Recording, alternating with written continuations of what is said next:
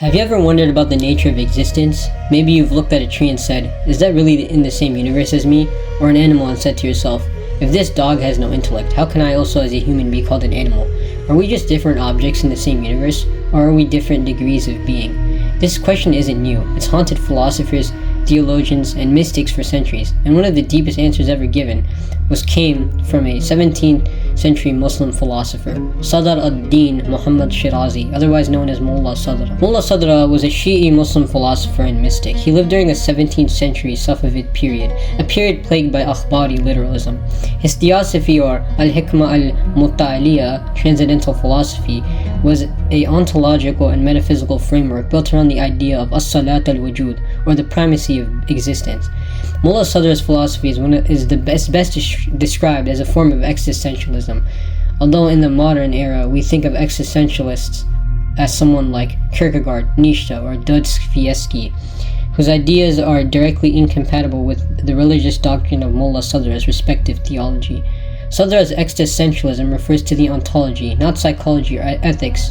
Thus, his idea of existence predating essence and the idea of an existential ladder makes him, by definition, an existentialist. As-salat al-wujud, or primacy of being, was Mullah Sadra's idea that existence is the only primary thing that existed. Everything else were mental constructs.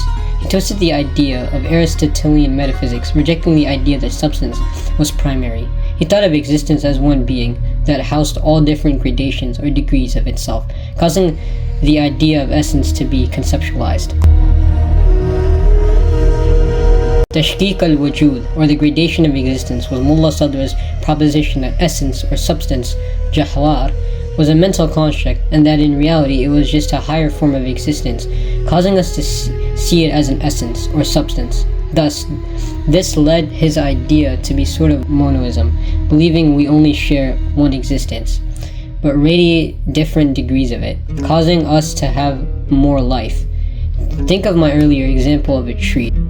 You share the same existence of that tree, yet you are totally a different being. How can you share the same existence?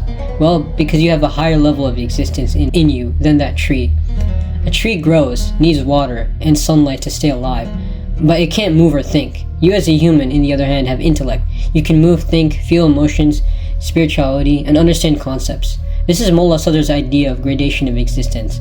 The highest, primal, and pure existence, Mullah Sadra says, is God, because God is not in need of anything. He does not rely on substance, and is omniscient. Is all his creations that reflect his existence through different intensities. Mere matter is the lowest, since it has no life. Animals are in the middle, since they have life but no intellect and only desires. Humans are above angels, since they have intellect and desires, and angels have no desires but intellect. This is the ladder of existence that Mullah Sadra proposes. Mullah Sadra rejects both ideas of radical pluralism and pantheism, saying that existence is one but modulated through different intensities, and since different degrees are distinct, this makes us understand the differences between beings in our minds based off of their existence.